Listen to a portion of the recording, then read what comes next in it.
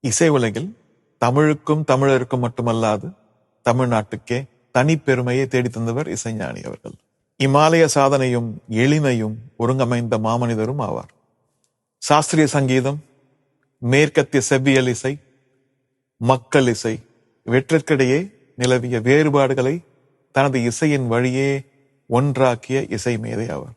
குறிப்பாக திரை இசையை கடந்து முழுமையான மேற்கத்திய செவ்வியல் இசையில் அவர் நிகழ்த்தியிருக்கும் சிம்பனி என்ற சாதனை ஒவ்வொரு இசை கலைஞருக்கும் இசைத்துறையில் புதுமை செய்ய ஊக்கமளிக்கக்கூடிய சாதனையாக இருக்கிறது.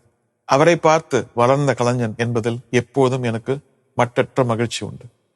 இந்த கொண்டாட்டத்தில் பங்கெடுத்துக் கொள்வதில் உங்களைப் போலவே நானும் பெருவகை கொள்கிறேன். இசைஞானி இளையராஜா அவர்கள் பொன் விழா ஆண்டை தமிழ்நாட்டு அரசே ஒருங்கமைத்து கொண்டாடுவதை இளையராஜா அவர்களுக்கு மட்டுமான விழாவாக அல்லாமல் ஒட்டுமொத்த இசை கலைஞர்களுக்கான அங்கீகாரமாக பார்க்கிறேன். எல்லா புகழும் இறைவனுக்கு.